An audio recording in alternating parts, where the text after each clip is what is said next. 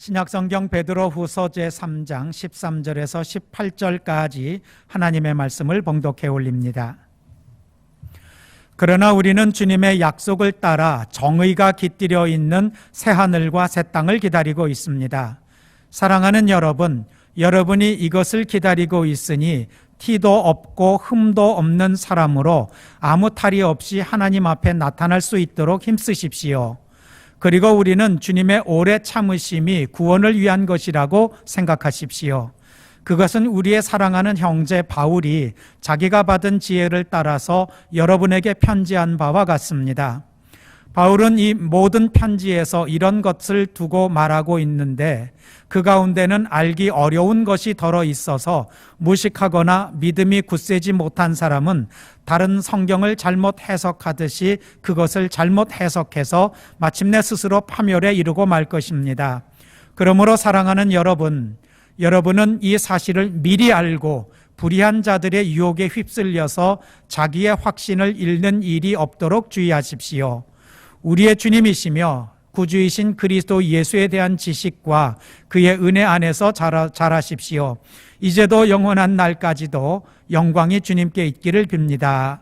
아멘.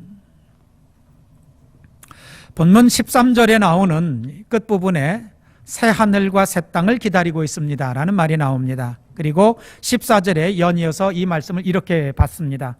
사랑하는 여러분, 여러분이 이것을 기다리고 있으니, 즉 새 하늘과 새 땅을 기다리고 있으니 라는 말입니다. 새 하늘과 새 땅은 우리나라 말이고 이것을 한자어로 바꾸면 새 하늘, 신천이라고 합니다. 새 땅, 신지라고 합니다. 그래서 새 하늘과 새 땅을 네 글자로 줄이면은 신천신지가 됩니다. 세 글자로 줄이면 뭐가 되겠습니까? 그게 신천지입니다. 신천지라는 말의 유래가 성경에서 왔다라는 것은 일단 알아둘 필요는 있습니다. 하지만 성경에서 하나님께서 약속하시는 새하늘과 새 땅을 사람들의 욕심과 그리고 자신들의 주장대로 구부러뜨려서 오늘날의 신천지가 많은 문제를 일으키고 있는 것도 가슴 아프지만 살펴봐야 되는 현실이기도 합니다. 새하늘과 새 땅이라는 것은 지금 우리가 살아가고 있는 지금의 삶의 방식, 이런 육신을 벗어나서 주 안에서 새로운 영혼으로 새로운 생명을 덧입었을 때 어떤 공간에서 어떤 모습으로 살아가게 될 것인가에 대한 궁금증과 그것을 설명하는 내용이 바로 새하늘과 새 땅에 대한 내용입니다. 지난주에 저한테 어린이 한 명이 질문을 해왔어요. 목사님, 나중에 하나님 나라 가면 나도 엄마도 아빠도 모습이 다 바뀐다는데 그럼 엄마 아빠를 어떻게 알아봐요? 그렇게 저한테 물어봤어요. 무슨 뜻인지 이해 가시죠? 우리가 새 하늘과 새 땅에서 새 생명으로 살게 되면은 지금 모습은 아니지 않습니까? 아니어야 맞지요. 여러분, 그건 꼭 아셔야 됩니다. 우리가 새하늘과 새 땅에서 새로운 생명으로 살게 될 때는 지금의 육신적인 모습은 아닙니다. 또 아닌 것이 맞습니다. 간간히 설명을 드리지만 연세가 높아서 돌아가신 분들은 새하늘과 새 땅에서 그 연세가 높은 모습으로 살아가려면 그 별로 달갑지 않지 않습니까?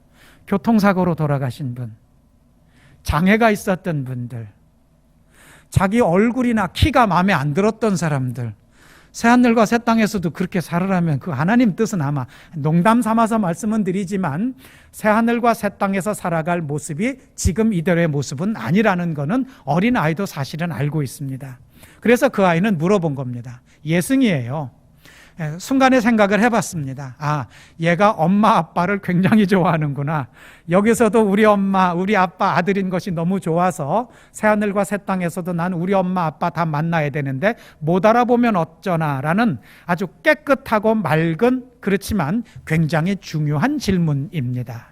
오늘 본문도 그것과 관계되어 있고 우리나라 지금 이 코로나19 사태가 신천지 때문에 생겨난 건 아닙니다. 생겨난 건 다른 데서 생겨났지만 그 중간 과정에서 이렇게 전국적으로 위험해진 것은 그 비밀리에 움직이는 그런 특정한 집단의 특성 때문에 잘 해결될 뻔했던 일이 걷잡을 수 없는 사태로 번져진 것 때문에 그 신천지라는 집단이 문제가 되고 있는데, 그것이 신앙적인 것을 표방하고 있어서 우리 성도들도 알아두실 필요는 있겠다 싶어 본문을 통해서 살펴보려고 하는 것입니다.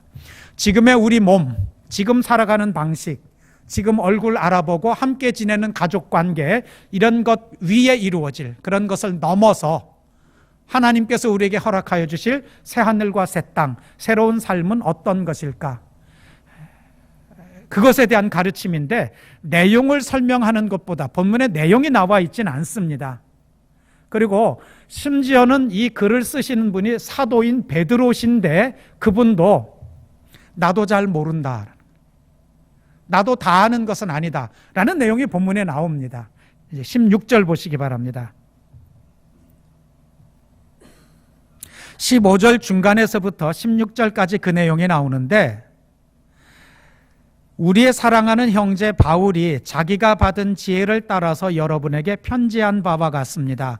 바울은 모든 편지에서 이런 것을 두고 말하고 있는데, 부활과 새하늘과 새 땅에 대한 것입니다.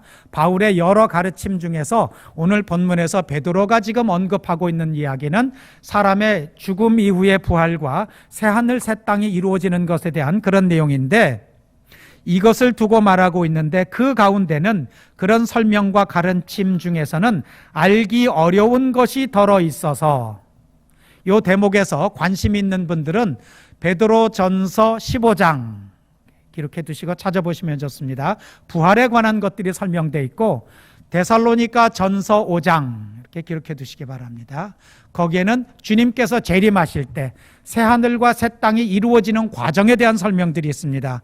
그 가운데는 알기 어려운 것이 덜어 있어서 무식하거나 믿음이 굳세지 못한 사람은 다른 성경을 잘못 해석하듯이 그것을 잘못 해석해서 마침내 스스로 파멸에 이르고 말 것입니다. 베드로가 편지를 쓸 때도 이미 그런 현상이 벌어지고 있었다라는 거죠. 성경을 새하늘과 새 땅에 관해서도 사람의 죽음과 부활에 대해서도 잘 알지 못하면서 자기 마음대로 설명을 하다가 어려운 일을 겪는 일들이 그때도 있었기 때문에 조심하라라는 겁니다. 그래도 베드로 때는 다행입니다. 이제 여러분들이 생각하시면서 들으셔야 됩니다. 베드로가 이 권면을 할 때는 누구의 글까지 있었느냐면 사도 바울의 편지 글까지 있었던 정도입니다. 오늘날에 새하늘과 새 땅, 그리고 마지막 때에 관한 어려운 잘못된 가르침들은 주로 무엇을 근거로 하고 있느냐면 요한계시록을 근거로 하고 있습니다. 근데 베드로가 이 편지를 쓸 때만 하더라도 요한계시록은 아직 나와 있지 않은 때입니다. 아마 요한계시록까지 있었으면 베드로는 더 걱정했을 것 같습니다. 도대체 이 책을 어떻게 읽고 어떻게 해석을 할 것인가? 오늘날 신천지 집단에서 내걸고 있는 중요한 교리 중에 하나가 하나님께서 마지막 때에 새하늘과 새 땅에, 즉 신천지에 들여보낼 성도들의 숫자가 정해져 있다는 겁니다. 이스라엘 12지파의 그 지파를 따라서 각 지파에 12,000명씩 곱하면 12를 곱하면 몇이 됩니까? 14만 4천 명이 정해져 있다는 거예요.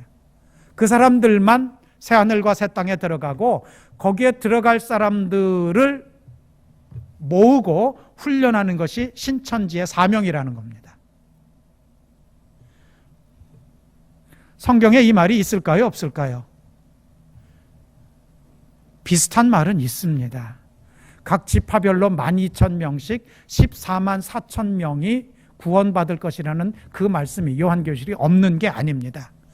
그러나 정말 아셔야 될 것은 성경에 나타나는 숫자들은 신앙적으로 상징적인 숫자들이지, 그것을 1, 2, 3, 4 하는 산수하고 수학하는 숫자적인 개념으로 받아들이면 안 맞습니다.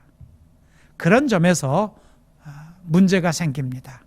아니, 하나님께서 14만 4천 명을 정해서 구원하시면 우리나라 사람만 구원합니까? 그걸 누가 알 수 있습니까? 누가 정합니까? 옛날에 돌아가신 분들은 어떻게 합니까? 앞으로도 신앙 안에서 바른 신앙을 지키고 하나님의 부르심을 받을 사람들도 있을 텐데 누가 임의로 그 14만 4천 명을 지파에 따라서 정하겠습니까? 대구 경북 지역에서 문제가 된 데는 다대오 지파라고 그렇게 부르는 것 같았습니다. 이쪽 경기 북부 의정부 쪽에는 안드레 지파인가 뭐 그렇다고 구분이 되어 있답니다. 베드로가 얼마나 속이 상했으면 본문에 보시기 바랍니다. 성경에 이런 표현이 다 나오지 않습니까? 그 가운데는 알기 어려운 것이 덜어 있어서 무식하거나 라는 거예요. 얼마나 답답하면 성경에 무식하다라는 말이에요. 뭔가를 좀 순리에 맞춰서 성경은 우리를 구원하기 위한 하나님의 사랑과 우리의 고통을 면하게 해주려고 하는 예수 그리스도의 안타까운 보살핌과 은혜에 대해서 가르치는 겁니다. 대개 마지막 때에 관해서 주장하고 이단들이 사람들을 포섭하는 데는 가장 큰 무기는 두려움과 공포입니다. 두려움입니다. 그렇게 하면 너 하늘나라 못 간다. 너 망한다. 저주받는다. 이걸 조장해서 강제적으로 어려움 속에서 사람을 미혹으로 내미는 그런 전략을 사용합니다. 그러나 성경은 그렇지 않습니다. 물론 성경에도 무서운 말, 겁나는 경계와 권면 이런 게 없지 않지만 성경의 큰 부분은 성경의 바른 정신은 그래서 신앙적으로 무식을 면하시려면 본문대로 하나님이 우리를 사랑한다는 데서부터 시작을 하셔야 됩니다. 잔소리를 해도 사랑하기 때문에 그렇고 꾸짖어도 사랑해서 잘 되게 해주려고 그러는 거고 야단을 쳐도 그렇게 하면 안 되기 때문에 그러지 말고 나쁜 버릇이나 습관이나 욕심을 버리고 더 깨끗하고 아름답고 귀하고 선한 마음으로 살아라 라는 것 때문에 야단을 치시지 우리를 두려워하게 만들려고 무섭게 만들려고 야단치는 것이 하나님의 뜻이 아니다라는 것입니다. 이것을 알고 성경을 읽는 게 무식을 면하는 길입니다. 같은 것을 똑같이 대입을 하면 가정에서도 마찬가지고 학교에서도 마찬가지입니다. 또 그런 입장에서 가르치시는 분들, 지도하고 양육하는 분들도 내가 나 딴에는 사랑하고 보살피려고 하는 얘기인데 애가 내가 야단치는 것, 내가 간섭하는 것을 무서움이나 귀찮음이나 나를 미워하는 것으로 오해할 소지는 없는지도 살펴보셔야 된다는 뜻입니다. 야단을 쳐도 사랑이 바탕이 돼야 되고 꾸짖어도 네가 나 잘 되라고 잔소리를 하시는구나. 듣기 싫기는 하지만 이건 나 잘 되라는 소리인데 아이고 엄마가 얼마나 답답하면 그러실까. 아빠가 오죽 염려가 되면 나한테 이렇게 말씀하실까가 교감되는 마음으로 서로 통하는 상황에서 야단을 쳐도 야단을 쳐야 되고 꾸짖어도 꾸짖어야 되고 함께 어울리거나 서로 섬겨도 그것 안에서 이루어져야 된다.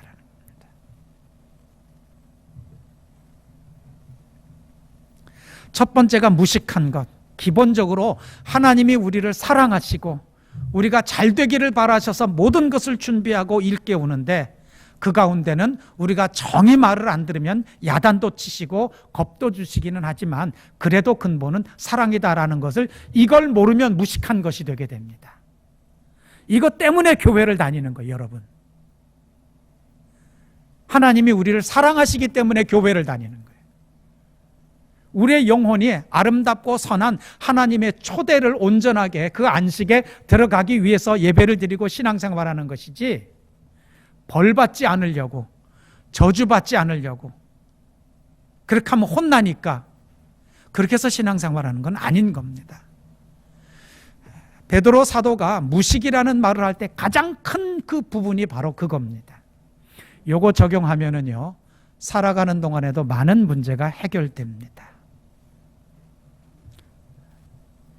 실제로 우리가 살아가는 동안에 대부분의 것들은 그리고 중요한 것들은 본래부터 힘들거나 속상하거나 나만 고생하는 건 아닙니다. 잘못됐기 때문에 그런 거예요. 일부 예배 때는 그렇게 세 가지를 예를 들어 드렸어요. 공부하는 게 힘듭니까? 살림 사는 거 힘드세요? 농사 짓는 게 힘들까요? 다 힘들지요. 공부하는 게 재밌고 신나는 사람이 어디 있어요? 살림 사는 게 즐겁고 신나는 분 있으신가요? 살림부터 얘기를 해보십시다. 자, 살림 사는 게 신나거나 즐겁지 않다면 이유가 뭘까요? 저는 소파에 늘어져서 텔레비 보고 있는데 나는 설거지 해야 되고, 저는 아직도 침대에서 뭉개고 있는데 나는 일찍 일어나서 도시락 싸고 식사 준비해야 되고, 결혼해가지고 왜 나만 이렇게 살아야 돼 하는 것 때문에 살림이 힘든 거 아닙니까? 우리 애가 열심히 공부하고, 남편이 어려운 중에서도 직장에 나가고, 온 가족들이 다 애쓰고 기뻐하며 서로 존중하는데, 나는 내가 해야 될 살림 열심히 살아서 깨끗하고 맛있는 음식 먹으면서 집에서 웃고 밖에서 있었던 얘기 나누면서, 그런 마음이 있어도 살림이 힘들까요? 존경할 만한 선생님을 만나서 궁금했던 것을 물어보고 옛날에 몰랐던 것을 알게 되고 하고 싶었던 일을 배우면서 좋은 친구들하고 어울리는데 학교 가기가 싫고 공부하기가 짜증날까요? 뭔가가 잘못되어 있기 때문에 그렇습니다. 저는 농사가 왜 어려운지를 여기 와서 알았어요. 농사가 어려운 이유는 제가 게을러서 그렇습니다. 풀은 일정하게 자랍니다. 끊임없이 자랍니다. 농사가 즐거우려면은 일정하게 꾸준하게 풀과 싸우면 됩니다. 하다가 며칠만 돌아서면은 이만큼 자라 있어요. 내가 농사져서 먹고 사는 사람도 아닌데 하는 생각을 하고 그 다음에 게을러지면 풀한테 지고 농사는 실패합니다. 농사는 재밌어요. 김희승 권사님, 심령의 권사님, 농사 재밌어 하셔요. 왜냐하면은 제때에 맞춰서 해줄 것만 해주면은 신기하게도 요만한 걸 심었는데 이만큼 걷어져요. 1,000원어치 씨앗을 뿌렸는데 몇만 원어치도 넘는 게 남들도 나눠줄 만큼 넘쳐나는 게 농사입니다. 농사가 어렵다면 게을러서 그렇습니다. 꾸준히 또박또박 오래 기다리면서 그렇게 하면 농사 힘든 거 아닙니다. 공부, 살림, 농사, 다른 것도 마찬가지입니다. 본래의 기쁨을 잃어버리면 그 다음엔 짜증나고 속상하고 억울하고 화가 나고 이렇게 변해가는데, 새하늘과 새 땅에 관해서도 오늘날에 지금 사회가 이렇게 된 것은 사람들이 본래의 깨끗한 것과 본래 있어야 될 사랑스러움과 기쁨과 고마움과 존중함을 잃어버리고 두려움, 짜증남, 분노한 것, 다른 사람한테 핑계를 전가하고 사람들이 충동질 하는 데다 귀를 너무 기울여서 우리의 마음이 황폐해지기 때문에 그렇습니다.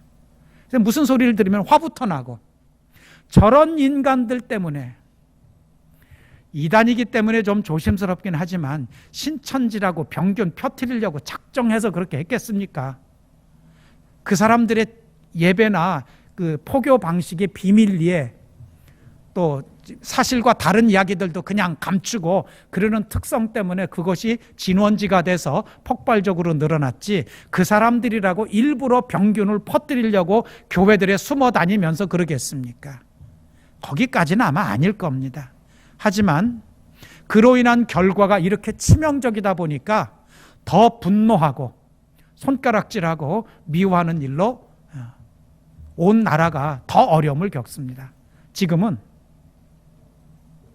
코로나19 바이러스가 무서운 게 아니라 사람이 무섭습니다. 뉴스가 무섭고 미워하는 게 무섭고, 그 중에 무슨 선거가 있다고 또 정당에 있으신 분들은 그걸 가지고도 서로 네가 잘했네, 네가 잘못했네, 이렇게 했어야 되느냐 하는 싸우는 모습을 보면서 백성들은 마음이 안타깝습니다. 저분들이 저러지 말고 저러는 시간에 조금 더 효율적인 대책을 세우고, 이때만큼은 잠시 나중에 좀 이거 지나간 다음에 싸우더라도 지금은 좀 싸우지 말고 잠깐 좀 기다렸다 그러면 얼마나 좋을까 하는 생각을 저만 했겠습니까? 이 자리에 있는 모든 분들이 대한민국 백성이라면 그 생각을 다 하셨을 것입니다. 그러고 보면 무서운 건 사람입니다. 잘 모르면 기다리고, 기다리라는 말 나오기도 합니다. 그리고 물어보면 됩니다. 잘 가르쳐 줄 수 있을 만큼 신뢰하고 의지할 만한 그런 대상에게, 그런 분에게 물어보면 됩니다.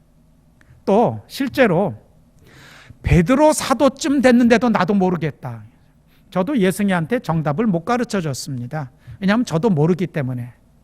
저도 새하늘 새 땅에 하나님 나라 가면 우리 아버지도 만날 거고 할아버지도 만날 거고 우리보다 먼저 세상 떠나신 우리 성도들도 나 만나게 될 텐데 꼭 만나야 되겠는데 어떤 모습으로 만나게 될진 저도 모릅니다. 성경에 그 얘기는 안 해놨어요.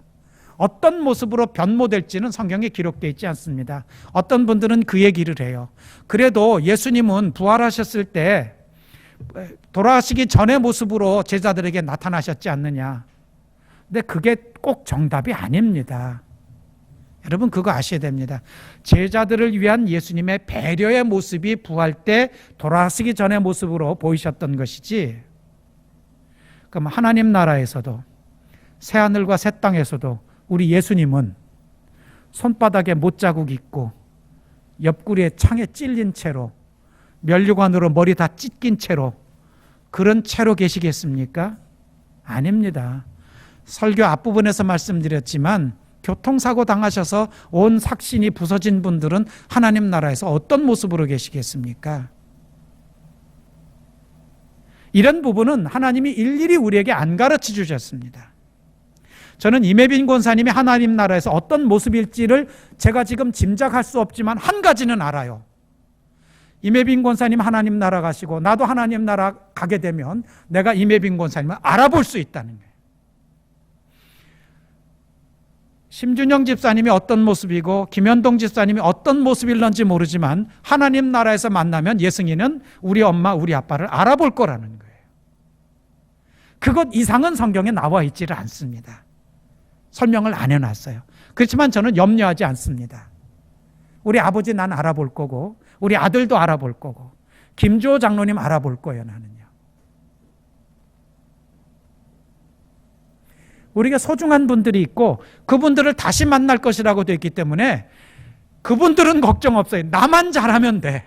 나 예수 똑바로 믿고 마음 변하지 말고 신앙 안에서 새하늘에 대한 새 땅에 대한 소망과 감사를 가지고 열심히 살아가면 저는 그 모습이 어떤 모습인지 지금은 모르지만 그때 가서 만나게 될 겁니다.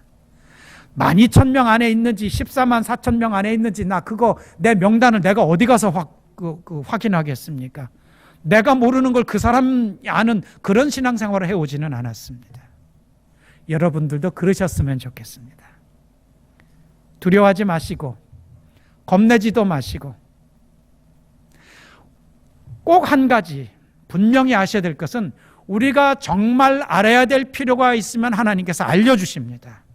그리고 우리 교회를 신앙의 터전으로 삼으시고 살아가신다면 하나님께서 우리 교회를 통해서 알려주실 것입니다.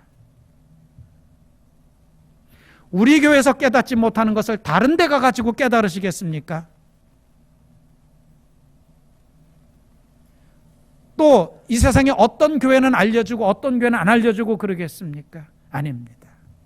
그리스도의 몸된 교회, 진심을 다해서 하나님 뜻대로 살아가고자 하는 그런 마음으로 모여서 신령과 진정으로 예배드린다면 그 사람이 살아가면서 하나님 나라 가기까지 필요한 은혜와 알아야 될 깨달음들은 하나님께서 그 제단, 그 강단, 그 예배와 그 성도들의 만남과 모임을 통해서 공급해 주실 줄로 우리 성도들 믿으시기 바랍니다. 겁내실 것도 없고 두려워하실 것도 없고 다만 배려하고 침착하면서 기도하실 것은 필요한 일입니다. 아무리 뭐라고 해도 이것은 국가적인 재난입니다. 세계적인 재난입니다.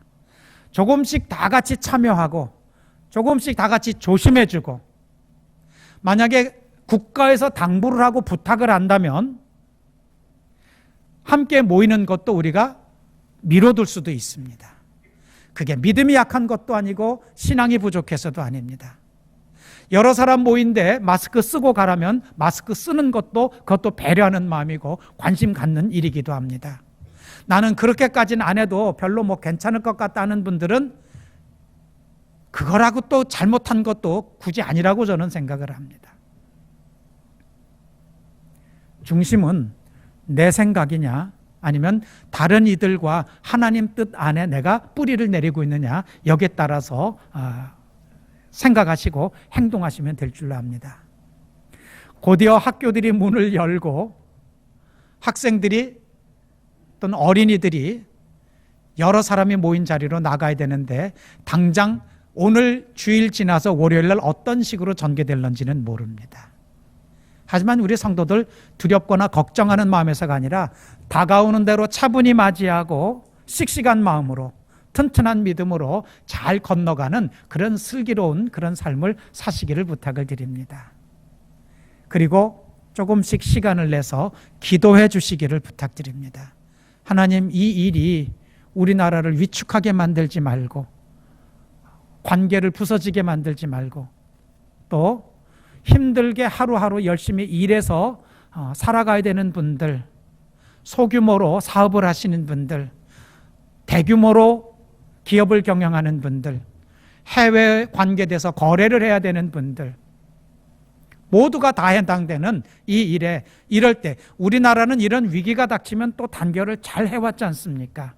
외환 위기가 닥쳤을 때도, 사회가 혼란스러웠을 때도, 그럴 때 우리나라 사람들은 잘 그래도 배려하고 협력하는 그런 아주 중요한 장점도 있습니다.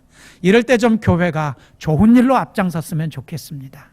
비난받고 손가락 땅질 당하는 그런 일로 말고, 이럴 때 정말 참 좋은 신앙인의 모습을 깨달을 수 있어서 고맙다라는 그런 교회들, 성도들이 될 수 있으면 참 좋겠습니다.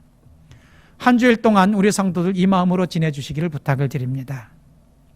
파멸에 이르는 사람이 아니라, 억지로 해석하는 사람이 아니라, 누가 무슨 얘기하면 더 거기에 흔들려가지고 좌로나 우로나 치우치는 사람이 아니라, 꼭 이렇게 생각하시기 바랍니다. 내가 알아야 될 필요가 있는 신앙적인 깨달음은 내 신앙의 터전을 통해서 하나님께서 나에게 주신다. 만약에 그렇지 않으면은 꼭 알아야 될 일이 아니라서 몰라도 되는 일이고, 그래도 궁금하면 우리 목사님한테 여쭤보고 우리 교회 성도들한테 물어봐서 나 그거 궁금증 해소하면 된다, 이렇게 생각하시면 잘못되는 일 없을 줄로 압니다. 오늘도 식사 준비는 했고 식사할 겁니다.